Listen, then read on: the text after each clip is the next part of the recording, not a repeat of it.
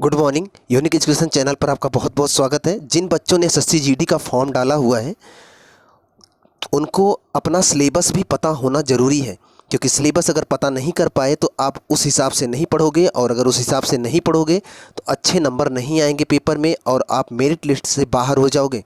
देखिएगा, बहुत कंपटीशन यहाँ पर ज़्यादा नहीं है, लगता आपको होगा कंपटीशन ज़्यादा है, क्योंकि यहाँ पर 18 से 23 साल बस इसी के बीच के बच्चों को मांगा गया है। तो अर्थात अभी जो बच्चे यहाँ आएंगे वो बहुत नॉलेजदार नहीं होंगे, मतलब कि बहुत ज़्यादा उनके पास बहुत डीपली नॉलेज नहीं होगा। इसलिए आप भी उसी लेवल पर हो जिस लेवल पर सब लोग आएंगे। इसलिए आपको अपना सिलेबस पता करना होगा कि इस एसएससी जीडी में क्या पूछा जाएगा और उसको कैसे पढ़ना है। तो आज की वीडियो में हम यही बताएंगे आपको कि आपको क्या क्या पढ़ना है और इसके सिलेबस में क्या है और आपको कैसे तैयार करना है, कितने नंबर कर लेंगे तो आप सेफ दायरे में आ जाएंगे। तो चलिए फिर, अगर आप फॉर्म डाले हो तो इसको वीडियो को पूरा देखिएगा, आपके बहुत काम का है। चलिए फिर शुरू करते हैं। सबसे पहली बात तो ये जानते रहिएगा कि कुल लगभग 25,000 वैकेंसी है। ये तो आप जानते होंगे, फॉर्म डालते हुए पता हुआ होगा। लगभग 25,000 मतलब 25,000 से कुछ ज़्यादा है, जिसमें से लगभग 22,000 पुरुषों के लिए है, शेष महिलाओं के लिए है। ये तो आप जनरली जानते होंगे, आप सरकारी रिजल्ट पे जाकर देख भी सकते हैं। अभी मैं आपको लास्ट में दिखा भी दूंगा कितना कितना किसके लिए है। अभी मैं सिलेबस के बारे में चर्चा कर रहा हूँ, सुनिएगा ध्यान से। ये जो पहले आप इसके बारे में जान लीजिए कि ये है क्या। एकदम बेसिक जानकारी ये है कि ये जो एसएससी जीडी है ये केवल किसी एक विभाग में आपको नहीं भर्ती करेगा। ये कांस्टेबल की परीक्षा है और एसएससी जीडी के तहत आपको CAPF, NIA, SSF, Assam rifle, मतलब ऐसे ही देखिए, ये जो एनआईए है इन्वेस्टिगेटिंग एजेंसी है, एसएसएफ एक विशेष सुरक्षा बल है, ऐसे ये भी एक सैन्य बल है, और असम राइफल तो आप जानते हो ये भी एक सैन्य बल है, मतलब कि सैन्य सेना का एक संगठन है। तो इसमें इन जगहों पर आपको कांस्टेबल के तौर पर भर्ती किया जाएगा। आपको यहाँ पर कांस्टेबल के तौर पर भर्ती किया जाएगा और आपको यहाँ पर नियुक्त किया जाएगा। तो सिंपल सी बात ये दिमाग में होना चाहिए कि किसी एक विभाग में नहीं जाओगे आप, कई विभागों के जो कांस्टेबल के पद होते हैं वहाँ पर आप जाओगे। मतलब कई वैकेंसियों के जो कांस्टेबल के पद होते हैं वहाँ पर आप जाओगे जीडी के तहत। तो सिंपल सी बात है, याद रखिएगा, किसी एक विभाग में मतलब किसी एक पद पर किसी एक वैकेंसी में आप नहीं जाओगे, तो कहीं भी आपको रखा जा सकता है। पहली बात तो ये आप जानते रहिएगा इसको। दूसरा, अगर आगे बढ़ें इसमें, तो ये जो चयन की प्रक्रिया है, मतलब कैसे आपका चुनाव होगा यहाँ पर, तो पहले आपका यहाँ एग्ज़ाम होगा जो कि ऑनलाइन होगा, मतलब आपको कंप्यूटर से एग्ज़ाम देना होगा। एग्जामिनेशन के बाद अगर आप कट ऑफ लिस्ट में आते हो तो उसके बाद आपको फिजिकल वेरिफिकेशन के लिए आपको बुलाया जाएगा। अब फिजिकल में क्या है आगे देखते हैं, हम आगे बताते हैं आपको। फिजिकल टेस्ट पास करने के बाद आपका मेडिकल टेस्ट होगा। फिजिकल मतलब जो नाप होता है, दौड़ होता है, ये सब होता है, और उसके बाद मेडिकल चेकअप होगा। उसके बाद जब आप वहाँ से पास हो जाएंगे तब जाकर आपको क्वालिफाई कर दिया जाएगा। क्वालिफाई का मतलब आपको नियुक्ति के लिए बुला लिया जाएगा। उसके बाद अगर आपको पेपर की बात करें तो परीक्षा का जो समय अवधि है वो 90 मिनट का, मतलब 1 घंटे 30 मिनट में आपको पेपर हल करना है। परीक्षा ऑनलाइन होगी, हमने आपको बता दिया, कंप्यूटर के माध्यम से परीक्षा होगी। हिंदी या अंग्रेजी, जो हिंदी में देना चाहे हिंदी में दे सकता है, जो इंग्लिश में देना चाहे इंग्लिश में दे सकता है। क्वेश्चन बहुविकल्पी होंगे, सिंपल सी बात, क्वेश्चन बहुविकल्पी होंगे, मतलब 4 ऑप्शंस होंगे, उन्हीं में से एक सही होगा। दूसरी बात, परीक्षा ऑनलाइन होगी, इतना ध्यान रखिएगा। अभी के नोटिफिकेशन के हिसाब से परीक्षा ऑनलाइन होगी, बाद में चेंज हो गया अलग मैटर है, लेकिन अभी तक का जो नोटिफिकेशन है उससे यही पता है कि परीक्षा ऑनलाइन होगी। और अगली बात, यहाँ पर नेगेटिव मार्किंग है, मतलब कि 0.25 जो है ये नंबर कटेगा, अर्थात 4 क्वेश्चन गलत करने पर आपका 1 नंबर काट लिया जाएगा। 1 क्वेश्चन गलत होने पर 0.25 कटेगा, 4 क्वेश्चन गलत होने पर 1 नंबर काट लिया जाएगा, अर्थात नेगेटिव मार्किंग होगी इसमें। एक बात और जानते रहिएगा कि हर प्रश्न 1 नंबर का ही होगा, लेकिन अगर आप 4 प्रश्न गलत कर रहे हैं तो आपका 1 नंबर कटेगा, और 1 प्रश्न सही कर रहे हैं तो 1 नंबर मिलेगा। मतलब ये है कि 0.25 का आपका नेगेटिव मार्किंग है। तो हम थोड़ा देख लेते हैं आपको कितना क्वेश्चन है। तो क्वेश्चन वैसे 100 हैं, हम आपको उसको पूरा सिलेबस दिखा देते हैं। यहाँ पर देखें आप, सामान्य बुद्धिमत्ता मतलब रीजनिंग के 25 क्वेश्चन होंगे और 25 नंबर के होंगे। उसके बाद जनरल नॉलेज मतलब सामान्य ज्ञान के 25 प्रश्न होंगे और उसके 25 नंबर मिलेंगे। हालांकि इसमें क्या क्या पढ़ना है आगे हम लोग देख लेते हैं। गणित में आपको, प्रारंभिक गणित में 25 क्वेश्चन रहेंगे और 25 नंबर के, मतलब एक क्वेश्चन 1 नंबर का। अगर कुछ बच्चे हिंदी लिए हों या फिर जो इंग्लिश लिए हों, हिंदी वालों के 25 क्वेश्चन होंगे 25 नंबर के, इंग्लिश लिया होगा तो इंग्लिश वाले का भी 25 क्वेश्चन होंगे 25 नंबर के। अब इसमें क्या क्या है, मतलब कि गणित में आपको क्या पढ़ना है, हिंदी में क्या पढ़ना है, रीजनिंग में क्या पढ़ना है, सामान्य ज्ञान में क्या पढ़ना है, वो आगे हम आपको डिटेल में बता रहे हैं। यहाँ जानते रहिएगा कुल 100 प्रश्न होंगे और कुल 100 नंबर मिलेंगे। लेकिन लगातार 4 क्वेश्चन, मतलब कि 4 क्वेश्चन लगातार गलत हो चाहे जैसे गलत हो, 4 क्वेश्चन गलत होंगे तो 1 नंबर काट लिया जाएगा। इसको जानते रहिएगा। आइए फिर हम आपको बताते हैं जनरल नॉलेज में क्या क्या पूछा जाएगा, आपको कहाँ से पढ़ना है। इस वीडियो के जस्ट पहले एक वीडियो हमने डाला है यूपीएसआई का। जिन बच्चों ने यूपीएसआई का फॉर्म डाला है वहाँ पर यूपीएसआई का मैंने पूरा सिलेबस डाल रखा है, एक बार उसको भी ज़रूर देख लीजिएगा। यहाँ पर मैं आपको बता रहा हूँ जीडी में सिलेबस क्या है जनरल नॉलेज का। ध्यान से सुनिएगा और जो चीज़ें मैं बता रहा हूँ उसको किताब में ढूंढ के ज़रूर पढ़िएगा, क्योंकि अभी आप उतने समझदार नहीं होगा आप खुद से पता कर पाओ कि आपको क्या पढ़ना है। दूसरी बात, आपके पास प्रैक्टिस सेट होना चाहिए। मार्केट में जाइए, एसएससी जीडी के नाम से कोई प्रैक्टिस सेट खरीद लाइए और उसको घर पे जितना टाइम मिले 1.5 घंटे के अंदर, 1.5 घंटे का टाइम है तो आप 1.5 घंटे का मतलब 1 घंटा 30 मिनट, तो आप 1 घंटे 20 मिनट में ही हल करने की कोशिश करें और 100 क्वेश्चन हल करके चेक करें कि आप कितना सही कर पा रहे हैं। घड़ी लगा के हाथ में ऐसा करिएगा ताकि आप एग्ज़ाम का माहौल बना पाओ, नहीं तो एग्ज़ाम में बहुत गलतियां हो जाती हैं। इसका तभी सुधार सकते हो जब आप बार बार घर पे प्रैक्टिस करो। इसलिए आपके पास प्रैक्टिस सेट होना अनिवार्य है, ज़रूरी है। प्रैक्टिस सेट ज़रूर खरीदिएगा। चलिए हम आपको सिलेबस बताते हैं। पहली बात तो आपको पता होना चाहिए भारत और उसके पड़ोसी में कौन कौन से देश हैं। इसी चैनल के आप प्लेलिस्ट में जाएंगे तो आपको भूगोल टेस्ट सीरीज मिलेगी, वहाँ पर आपको इसके बारे में भी जानकारी मिल सकती है। तो भारत और उसके पड़ोसी देशों के बारे में आपको जानना होगा। जैसे भारत के पड़ोस में पाकिस्तान है, नेपाल है, श्रीलंका है, बांग्लादेश है, म्यांमार है, चीन है। तो इन सब के बारे में जानना होगा, इनकी मुद्रा के बारे में जानना होगा, इनके सीमा क्षेत्रफल और इनके जनसंख्या में कौन आगे है और कहाँ पर किसका व्यापार होता है, ये सब चीज़ें आपको जानना पड़ेगा। आप भूगोल खोलिएगा, उसमें ये सब चीज़ें मिलेंगी, पढ़िएगा, उसमें भारत भूगोल को पढ़ लीजिएगा। खेल से आपको पता होना चाहिए, खेल से क्वेश्चन आ सकता है, वर्तमान के खेल से भी आ सकता है। और खेल में इससे क्वेश्चन आता है कि किस खेल में कितने खिलाड़ी होते हैं, या फिर कौन सा खेल, कौन सा कप किस खेल से संबंधित है, या फिर यह खेल कहाँ पर होता है, या फिर हाल ही में इन खेलों में कौन कौन से पुरस्कार दिए गए हैं। तो ये खेल से आपको पता होना चाहिए। इतिहास, जनरली आपको इतिहास तो पता होना चाहिए, प्राचीन इतिहास और ख़ास करके आधुनिक इतिहास। आपको आधुनिक इतिहास मतलब भारतीय राष्ट्रीय आंदोलन पता होना चाहिए। मध्यकालीन इतिहास और प्राचीन इतिहास भी पता होना चाहिए। गौतम बुद्ध, बौद्ध धर्म, जैन धर्म, मौर्य वंश, गुप्त वंश और वेद हमारे जो थे उनके बारे में, वेद पुराण जो थे उनके बारे में आपको पता होना चाहिए। ये इतिहास है।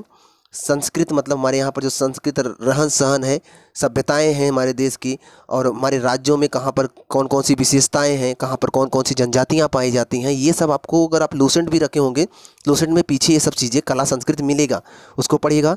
और भूगोल, भूगोल में जब आप देखिए यहाँ पर पड़ोसी देश दिया है तो आप जनरली भारत के पड़ोसी देश पढ़ लोगे, लेकिन भूगोल का मतलब ये है कि आप भूगोल के अंतर्गत विश्व भूगोल भी कुछ पढ़ोगे और भारत भूगोल के अंतर्गत भारत में कहाँ कहाँ कौन सी नदियाँ हैं, कौन कौन से पठार हैं, कौन कौन से पर्वत हैं, कहाँ पर कौन सी मिट्टी पाई जाती है, किस फसल का उत्पादन कहाँ पर किया जाता है, कौन से भारत के राज्य पड़ोसी तटीय हैं, कौन से स्थलीय हैं, ये सब आपको पता होना चाहिए। ये सारा नॉलेज इसी वीडियो के, मतलब कि इसी चैनल के प्लेलिस्ट में आपको भूगोल का एक प्लेलिस्ट मिलेगा, इतिहास का प्लेलिस्ट मिलेगा, विज्ञान का प्लेलिस्ट मिलेगा। सब में सब चीज़ें वहाँ उपलब्ध हैं, आप वहाँ से भी पढ़ सकते हो। तो ये भूगोल आपको तैयार करना है। आर्थिक परिदृश्य का मतलब लेन देन को लेकर, किस राज्य में किसका उत्पादन हो रहा है, ये किस राज्य में कौन सा राज्य किसके उत्पादन में प्रथम स्थान रखता है, ये सब चीज़ें, कहाँ पर किस फसल की उत्पादन सर्वाधिक होता है, कहाँ गेहूँ सर्वाधिक होता है, कहाँ धान सर्वाधिक होता है, ये सब चीज़ें आपको ढूंढ के पढ़ना होगा। और इकोनॉमिक सर्वे आपको देखना होगा। इकोनॉमिक सर्वे का एक वीडियो यहाँ पर भी पड़ा हुआ है, आप इसके प्लेलिस्ट में जाकर ढूंढ लेंगे, मिल जाएगा। इसके अलावा आपको क्या पढ़ना है, सामान्य राजनीति, मतलब कि थोड़ा सा आपको संविधान पता हो, और भारतीय संविधान तो आपको, मतलब सामान्य राजनीति भी उसी में आ जाएगा, तो आपको भारतीय संविधान तो पता ही होना चाहिए। वैज्ञानिक अनुसंधान, वैज्ञानिकों ने किस किस चीज़ों की खोज किया इसके बारे में पता होना चाहिए। सामान्य विज्ञान के अंतर्गत आपको फिजिक्स और बायोलॉजी, खास करके बायोलॉजी, उसके बाद फिजिक्स और केमिस्ट्री का हल्का नॉलेज हाई स्कूल के लेवल का पता होना चाहिए। जो हाई स्कूल में आप पढ़ के आए हैं उसी से लेवल से क्वेश्चन आएगा, रिवीजन कर लीजिएगा। लूसेंट में या फिर कोई सामान्य ज्ञान की बुक होगी, वहाँ से भी यहाँ इसकी चीज़ें मिल जाएंगी। केवल कोचिंग के भरोसे बैठे रहेंगे तो कोई तैयारी नहीं हो पाएगी। आप किसी भी कोचिंग में पढ़ रहे हो, कोई बात नहीं है, लेकिन आप खुद से पढ़ने की आदत डालें, प्रैक्टिस सेट लाएं, प्रैक्टिस सेट हल करें, तभी तैयारी होगी। और बहुत अच्छा मौका है निकालने का, थोड़ी से मेहनत कर लेंगे तो निकल जाएगा और अच्छे जगह पर आपकी पोस्टिंग हो जाएगी, तो निकल जाएगा। और कोशिश करिएगा कि जो भी आपके परिचय में हो उनके पास ये वीडियो ज़रूर शेयर करिएगा, ताकि उनको भी इसके सिलेबस के बारे में अच्छे से जानकारी मिल जाए। वीडियो आप चैनल आपका ही है, जितना हो सके आप इसको सपोर्ट करिएगा। चलिए आगे का सिलेबस देख लेते हैं। अगर गणित की बात करें तो गणित में क्या पूछा जाएगा। पहली बात तो आप अगर एस डी यादव की बुक रखे होंगे तो उसमें आपको संख्या पद्धति पहला ही चैप्टर मिलेगा। संख्याओं का गणना भी उसी में हो जाएगा। इसके अलावा संपूर्ण संख्याओं का गणना वहीं पर संख्या पद्धति में हो जाएगा। दशमलव, अंश संख्या आपको सरलीकरण में मिल जाएगा। और प्रतिशत पढ़ना पड़ेगा, अनुपात, समानुपात, औसत। इसके अलावा ब्याज, लाभ हानि, छूट, क्षेत्रमिति भी आपको मिलेगा। समय और दूरी, चाल समय दूरी, ये सारे टॉपिक आपको एस डी यादव बुक जो मैथ की है उसमें मिल जाएगा। बहुत डीपली नहीं पढ़ना है, हल्का हल्का सभी टॉपिक पढ़ना है। बहुत टफ क्वेश्चन नहीं आएंगे, 2-4 क्वेश्चन टफ हमेशा आते हैं, हर सब्जेक्ट में आते हैं, उसको लेकर नहीं बैठना है। बाकी जितने सरल क्वेश्चन आए सबको हल करने की कोशिश करना है, तभी आप अच्छा नंबर ला सकते हो। क्योंकि 25-25 क्वेश्चन हर जगह से हैं, तो आप बेस्ट करने की कोशिश करिएगा। इसके अलावा समय, दूरी हुआ, चाल समय, अनुपात, समान अनुपात और समय से क्वेश्चन आएगा। समय और काम समय से भी क्वेश्चन आएगा। ये सारे टॉपिक आपको एस डी यादव की मैथ की बुक में मिल जाएगा। आप ढूंढ के इन सारे टॉपिकों को एक बार ज़रूर पढ़िएगा, अच्छे से पढ़िएगा ताकि निकल जाए। आइए देख लेते हैं रीजनिंग में क्या पूछा जाएगा। रीजनिंग में यहाँ सारे टॉपिक के नाम इंग्लिश में दिया गया है, जैसे analogies, similarities, difference, spiritual visualisation. ये जितने टॉपिक यहाँ पर दिए हैं इंग्लिश में, आप आर के झा की, अगर ज़्यादातर बच्चों के पास आर के झा की ही बुक है, आपके पास कोई भी बुक हो रीजनिंग की, आप उनका इंग्लिश वाला नाम खोज के यहाँ मिलाओगे ना, तो ये समस्त टॉपिक रीजनिंग के जितने यहाँ पर दे रहे हैं, देख रहे हो आप, ये समस्त टॉपिक आपको वहाँ से मिल जाएंगे। और रीजनिंग बहुत टफ नहीं होता, इन समस्त टॉपिकों को एक ही बार पढ़ना है, एक बार पढ़ लेंगे सारे क्वेश्चन रीजनिंग के आप कर लोगे। देख लीजिए जैसे यहाँ पर दिया है, coding, decoding, visual memory, non verbal का होता है, एक चित्र ऐसे बना है, फिर अगले में ऐसे बना है, फिर अगले में ऐसे बना है, ऐसे बना है, फिर पूछेगा अगला क्या होगा। मतलब एक चित्र बढ़ता जा रहा है तो अगली कंडीशन क्या बनेगी, वो नॉन वार्बेबल सीरीज में आता है। अर्थमेटिक नंबर सीरीज, इसमें एक नंबर है 3, 5, 7, 9, अगला संख्या क्या होगी। इस तरीके से मतलब ये समस्त चीज़ें आपको रीजनिंग की बुक में मिल जाएगी। आप एक बार रीजनिंग रिवीजन कर लीजिएगा, काम चोरी नहीं करना है, अच्छे से सारी चीज़ें पढ़ना है ताकि बेस्ट परफॉर्मेंस कर सको। तो रीजनिंग नहीं छूटेगा, अच्छे से तैयार करेंगे तो। फिर हमने बताया था 25 क्वेश्चन हिंदी से रहेगा, जो हिंदी लिए हों, और जो इंग्लिश लिए होंगे इंग्लिश से रहेगा। तो देख लेते हैं हिंदी में क्या रहेगा और इंग्लिश में क्या रहेगा। तो हिंदी में रहेगा वर्तनी की सामान्य अशुद्धियाँ, मतलब कि लिखा रहेगा, कुछ शब्द लिखा रहेगा, बोलेगा कि बताइए इसमें से कौन सा शुद्ध है। जैसे एक शब्द आप जनरली सुने होंगे, कवित्री। कवित्री को कवित्री लिखता है, कवित्री लिखता है, तो पूछेगा कौन सा शुद्ध लिखा गया है। आशीर्वाद शुद्ध होता है, आशीर्वाद शुद्ध होता है, आज्ञा शुद्ध होता है, आज्ञा शुद्ध होता है। ऐसे कुछ शब्द दिया रहेगा, 4 शब्द रहेंगे, उसमें से पूछेगा कौन सा शुद्ध है। तो शुद्ध अशुद्ध पहचानना होगा, ये हिंदी में पूछा जाएगा। और इंग्लिश वाला बाद में देखते हैं, पहले हम हिंदी वाला देख लेते हैं। उसके बाद क्या रहेगा हिंदी में, शब्दों के बहुवचन बनाने का, मतलब जैसे कि दिया कि किताब, किताब का बहुवचन क्या होगा। राम, लड़का, लड़का का बहुवचन क्या होगा, लड़की का बहुवचन क्या होगा।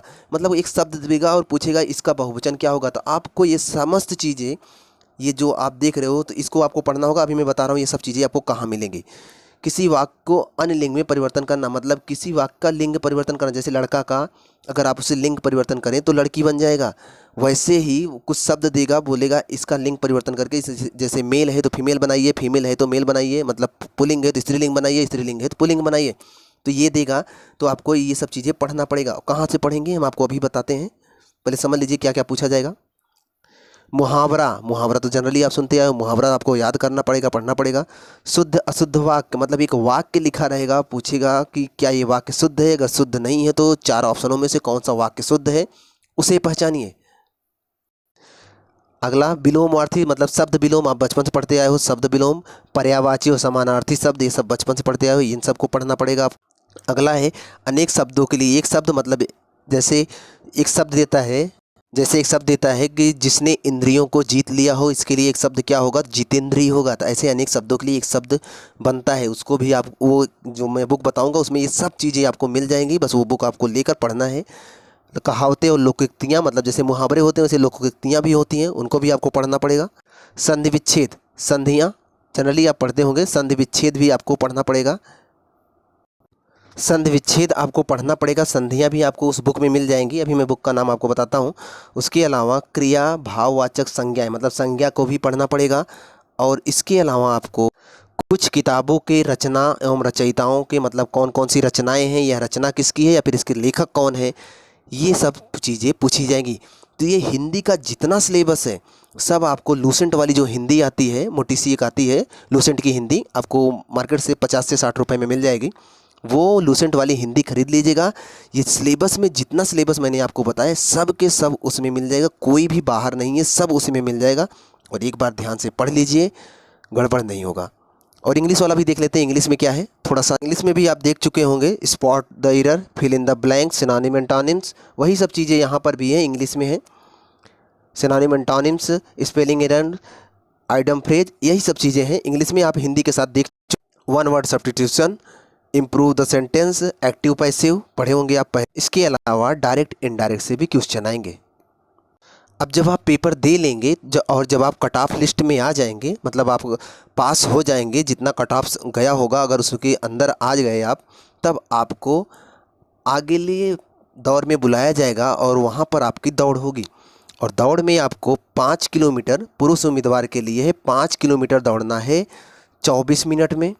और महिलाओं को 1600 मीटर, मतलब लगभग 1.5 किलोमीटर के से थोड़ा ज़्यादा, 1.6 किलोमीटर दौड़ना है, वो भी 8.5 मिनट में। ये पुरुषों के लिए है, ये महिलाओं के लिए है दौड़। और सीना पुरुषों का 80 सेंटीमीटर होना चाहिए और फुलाने पर 5 और बढ़ जाए, मतलब 85 सेंटीमीटर होना चाहिए। महिलाओं के लिए यहाँ सीना का कोई प्रावधान नहीं है। ये सब चीज़ें आप जानते रहेगा। इसके अलावा कुछ चीज़ें और हैं जो मैं आपको बता रहा हूँ। यहाँ पर देखिए कि जीडी के लोग कहाँ कहाँ जाते हैं, बीएसएफ, सीआईएसएफ, सीआईपीएफ, आईटीबीपी, एसएसबी, मतलब जितने यहाँ पद दिख रहे हैं सब में कांस्टेबल के पद पर जीडी वालों को नियुक्त किया जा सकता है। लेकिन अगर वो शारीरिक रूप से फिट नहीं है तो उन्हें नियुक्त नहीं किया जाएगा। और अगर हाइट की बात करें हम, तो हाइट मतलब ऊंचाई जो ली जाती है, अगर मेल है मतलब पुरुष है, जनरल, ओबीसी और एससी, पुरुष के लिए 170 सेमी हाइट की बात की गई है। मेल है अगर एसटी में है तो उसके लिए 165 सेमी की बात की गई है। फीमेल है जनरल, ओबीसी, एससी के अंतर्गत आती है तो 157 सेमी हाइट लिया जाएगा। फीमेल है और एसटी में आती है तो 155 सेमी हाइट लिया जाएगा। सिंपल सी बात है, ये आप जानते रहेगा। ये ऊंचाई मांगा है, अगर आप परीक्षा पास करेंगे उसके बाद जब आपका नाप होगा। और बात अगर चेस्ट की करें, सीना की, तो 80 से 85 सेमी, 80 सेमी बिना फुलाए, 85 फुलाने पर। और किसके लिए है ये, जनरल, ओबीसी, एससी के लिए। और एसटी के लिए 76 से 80 सेमी। महिलाओं के लिए कुछ भी यहाँ पर अनिवार्य नहीं है। रनिंग हमने आपको बता ही रखा था, 5 किलोमीटर जनरल, ओबीसी और एससी के लिए 5 किलोमीटर दौड़ना है 24 मिनट में। एसटी के लिए 5 किलोमीटर, इनको भी 24 मिनट में ही दौड़ना है। लेकिन महिलाओं के लिए 1600 मीटर, मतलब कि 1.6 किलोमीटर 8.5 मिनट में दौड़ना है, चाहे एससी हो चाहे एसटी हो, सभी महिलाओं को लिए वही योग्यता बताई गई है। यहाँ पर आप देखें, टोटल पोस्ट 25,271 है, जिसमें से मेल के लिए मतलब पुरुषों के लिए 22,424 पोस्ट है और महिलाओं के लिए 2,847 पोस्ट है। तो पोस्ट बहुत ज़्यादा है। बेहतर तैयारी करेंगे तो निकल जाएगा। मेरी बात ध्यान से सुनिएगा। आपको करना क्या है, आपको मार्केट से कोई प्रैक्टिस सेट लाना है एसएससी जीडी के नाम से, और जितना मैंने सिलेबस बताया उसी के हिसाब से 100 क्वेश्चन उसमें होंगे। और पूरा आपको 1.5 घंटा टाइम मिलेगा, मतलब 1 घंटा 30 मिनट। आपको अपने हाथ में घड़ी लगाना है और कोई भी एक प्रैक्टिस सेट खोलना है। आपको एक दूसरे कॉपी में 1 से 100 तक गिनती लिखनी है और जिस क्वेश्चन का जो भी आंसर हो, जैसे पहले का ए सही है तो उस गिनती के सामने, एक के सामने ए बी, ऐसे 100 तक पूरा आप हल करें। और कोशिश करें कि 1 घंटे 30 मिनट का समय है तो आप 1 घंटे 10 मिनट या 15 मिनट के अंदर सॉल्व करें। उसके बाद उसको मिलाइए, फिर देखिए कितना सही हो रहा है। 100 में आप 50 के ऊपर जा रहे हो कि नहीं। अगर उतना जा रहे हो तो और आगे बढ़ने की कोशिश करो और 70-75 के आसपास पहुंचने की कोशिश करो। कोशिश करो कि 80 के पास पहुंच जाओ। अगर इतना गए तो एकदम समझ लीजिए कि पक्का है कि आपका सिलेक्शन हो जाएगा। लेकिन ये सब करने के लिए आपको पूरा योजना बनाना पड़ेगा कि आपको किस किस सिलेबस से क्वेश्चन आएगा और उनको कैसे कैसे पढ़ना है। कहीं से भी हो, हमने आपको बताया है, किताबें कहीं से भी आपको बहुत सारी चीज़ें सामान्य ज्ञान की बुक से ही मिल जाएगा, आप वहीं से पढ़ लीजिएगा। लेकिन कोशिश करेंगे तभी पढ़ पाएंगे। आप चीज़ों को खोज खोज के पढ़िएगा। और इस चैनल पे बहुत सारे वीडियो ऐसे पड़े हुए हैं साइंस के नाम से, इतिहास के नाम से, भूगोल के नाम से, उन सारे प्लेलिस्ट में जाकर आप उन वीडियो को देखिएगा तो वहाँ पर भी बहुत सारे क्वेश्चन ऐसे रखे गए हैं जो कि एसएससी जीडी में पूछे जा सकते हैं, वो भी आपके काम आएगा। प्लस प्रैक्टिस सेट बहुत ज़रूरी है। प्रैक्टिस सेट जितना हो सके पेपर के पहले पहले जितना भी हो सके उतना प्रैक्टिस सेट करिए, लेकिन प्रैक्टिस सेट करने का तरीका होना चाहिए। ये नहीं कि 10 क्वेश्चन करके घूमने चले जाएं, घूम के आए फिर प्रैक्टिस सेट करें, इससे कोई फ़ायदा नहीं होगा। आप प्रैक्टिस सेट जब भी करें समझ लीजिए कि आप एग्जाम में बैठे हैं, किसी से बात नहीं करना है, केवल प्रैक्टिस सेट करना है, उसको मिलाना है, जो क्वेश्चन गड़बड़ हुआ है उसका आंसर खोज के देखना है और इस आधार पर देखना है कि अगली बार वो क्वेश्चन आया तो गड़बड़ नहीं होना चाहिए। फिर आप ऐसा तैयार करेंगे, देखेंगे कि आप एक बार कुछ प्रैक्टिस मतलब 8-10 प्रैक्टिस सेट जब हल कर लेंगे, देखेंगे आपके अंदर कितना कॉन्फिडेंस आ गया है और आप बहुत अच्छे अच्छे क्वेश्चन हल करने लगेंगे। तो कोशिश करिए, जितना मैं बताया हूँ करने की कोशिश करिए, निकल जाएगा आपका जीडी का भी। और अगर आप ये चीज़ें सुन रहे हैं तो आप उन बच्चों के पास भी इसे शेयर ज़रूर करिएगा जो जीडी के एग्ज़ाम में या तैयारी में लगे हुए हैं, उनको भी विशेष फ़ायदा होगा। और चैनल आपके लिए है, इसलिए आपका सपोर्ट भी बहुत ज़रूरी है। और चैनल पे अगर नए हैं चैनल को सब्सक्राइब कर लीजिए। मिलते हैं आपसे नेक्स्ट वीडियो में, तब तक आप पढ़ते रहें,